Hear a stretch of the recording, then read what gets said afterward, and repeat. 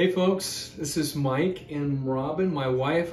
After 28 years of being together, we thought we would, this doesn't have anything to do with an online business, but I thought I'd bring my wife online, just ask her a few questions about, how we've been able to make it this long. We have a big family, and I thought we would just have like 5 questions to ask each other of, how we were able to have a successful marriage after 28 years.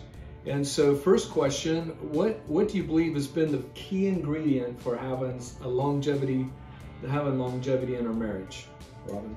I would say that we have always put God first, reading the Bible together, learning what it says, practicing what it says. We definitely had some rougher areas in the beginning. We had some things that we had not been honest about, and really getting those out very early in our marriage. I would say it was within the first few months. That was almost the end of it. But it really laid the foundation for honesty for us. Yeah, absolutely. It was, especially for us, we were new Christians at the time, really kind of learning, about God and how He can make a difference in our life, and it really came down to not having any secrets and really trusting one another and putting our faith in the God that He's really going to come through for us. And that took some time to really just believe that, believe in what the Bible is saying, and that was it really did produce a strong foundation for our marriage. And I'd say, I think it's something we still do. Even 28 years later, we're still learning things and going back and saying, I shouldn't have said that way, or what I meant to say was, or not saying anything sometimes, just listening. Yeah, being a good listener. Okay, number 2, how do you maintain communication and understanding in your marriage, especially during difficult times? I think communication has been huge for us. I don't know that it's come easy, but I think it's just something that we have been very intentional about, talking through, listening. We've had lots of support from other healthy marriages or other healthy people, and just taking that time to really communicate. Yeah, I think in 1 Timothy, the scripture is, I can't remember, it's right in the beginning, I think the first chapter, it talks about be quick to listen, slow to speak, and slow to anger.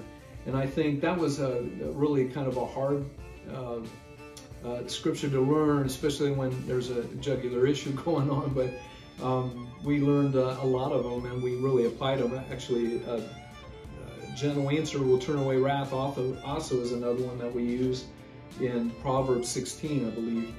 And but it's really difficult, especially when you're communicating and there's some challenges there to be able to think of that. But it's practicing those scriptures and really believing that that what that scripture says can help us, and it really did. And I think in that you learn not to feel threatened, that communicating and talking through things, how you perceive a situation and how I perceive a situation. A lot of times you feel threatened and like you got to defend yourself, and it shouldn't be that way in a marriage. You have to be able to see that you're working towards a common goal and to talk it through. Okay, number 3, what role do shared values and goals play in keeping your marriage strong?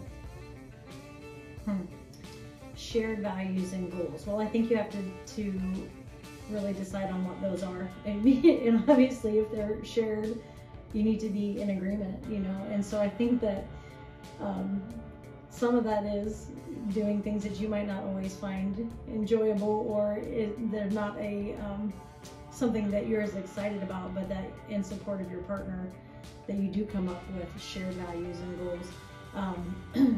We have gotten to a point now where we read the Bible every morning, and that has been huge. Yeah. It's really been, it's just been a wonderful time. It's like a date, we said it's quiet, and we're at a time in our life when we can do that now, because we're very close to being empty nesters, and our employment has given us that opportunity. But if you're not at that point, find a point during the day where you can come together and read the Bible and communicate. You know, not a lot of stuff coming at you, kind of some downtime.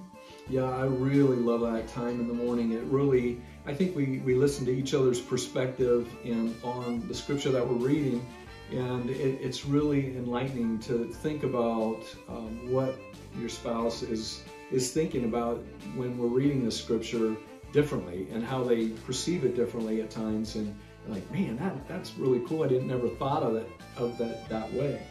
And so, yeah, I really enjoy that time together as well. And then also how that overflows into your daily life. So what you're doing that day at your job or with the kids, or, you know, whatever it is, you have that base and those thoughts in your mind starting it off. Yeah, absolutely. Number 4, how do you prioritize and nurture your relationship amidst the demands of everyday life? Prioritize and nurture your relationship. You know, for us, we've nurtured our relationship by always dating. We have continued to date all 28 years, through 8 kids, through foster care. You know, we have always made a time, and there were times when financially that was just a date was going for a walk, because that's what you could afford, or, you know, maybe a cheap breakfast at McDonald's or whatever, but keeping that time that is an intentional time for a husband and a wife, to build that relationship. Yeah, I think the key word there is priority, the priority, and the priority was us. You know, Satan's really quick to try and put a wedge between us and, you know, get us to argue or not to be together, and that's when we're the strongest, and that's where we were able to really, really value each other's opinions. We're able to get stronger by, you know, talking about different things in the Bible and how we perceive it and how we're going to apply that and put it into action for our children, for our work, you know, for friends and other relationships, and how we're going to take care of difficult situations. And so it's a time where we're able to get together and really get stronger and grow as a couple and keep our marriage strong, because we knew that, you know, we're not going to allow anything to get in between our marriage. We're going to put God right in the middle of it, and everything else comes second, even our kids. And so we put God first, and that's why we talk about that a lot. But, you know, that's really what we believe, that God has just totally blessed our lives in so many different ways. But we've had to work at it, and it's paid off. It really has. We've been so blessed. So number 5, last one, what advice would you give to couples facing conflicts and disagreements in their marriage? So I think that if you're in constant conflict and constant disagreements, that you should seek counseling, that you should, you know, find someone, whether that be a professional counselor, a marriage counselor, or if you have someone that is in a healthy marriage that you can share with, or friends, go to them and get some outside advice. That was huge for us in our early marriage. We had a group at our church. Great friends. Yeah, and really people that were in the same place as us, but we could speak openly and honestly, and it was a safe group. They kept things confidential, and it really was helpful for us in our marriage. I think that you need to have the ability to speak and listen respectfully. So we can have disagreements, and we still do. We have things that we look at completely different, and we can talk about that without any kind of, I'm not offended that he doesn't see it my way, and he's not offended that I don't see it his way. It's just our differences. And it hasn't always been that way. You know, we've had to work at it, but you can respectfully have a disagreement, and appreciate that he's a man and I'm a woman, and that we're coming from it from different views.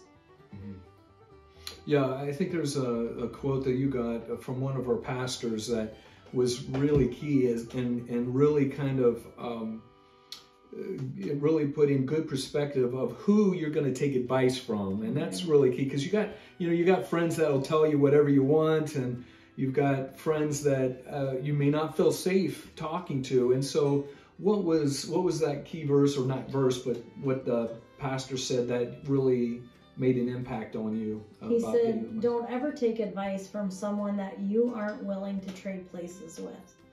And that was like a light bulb for me. You know, I'm not going to listen to what you have to say if you're not where I want to be. You know, if your marriage is also struggling, or you're unfaithful, or you're not married and giving me tons of advice, I'm not taking what you're saying unless I see a healthy person giving me that advice.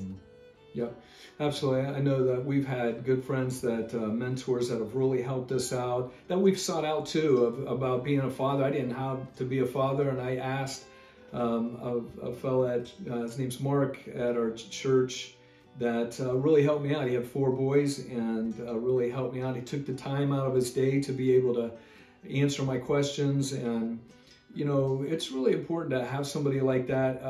So if you have like a mentor or somebody that you could go to, whether it's individually or with couples, I think there's always times where you have to kind of seek different advice from, you know, different people. But and if you don't have that group, or if you don't know that it exists, set it up. You know, invite a couple out to dinner, or if you're comfortable with it, set it up in your home, or, you know, wherever that may be. Make it a fun outing. Go out and watch a baseball game, or, you know, do something canoeing that as a group would be fun, that you can get that door open and start to kind of pull off of that healthy relationship. Well, this is, we just wanted to take a moment out of plugging our online business and to show you my wife. I wanted to show you my wife and just kind of get a good picture of, you know, our life outside of our online business, and kind of what we're about, and just kind of make it a well-balanced view of who we are and kind of what we do, and how being married so long, the successes that we've had, and failures too, that we've, you know, we're definitely not perfect, and we recognize that, and we try to work on those things. So we're always trying to make improvements, and hopefully help somebody in the run of it all. So, all right, thanks. Over and out. God bless, and have a good one. Hope this helps.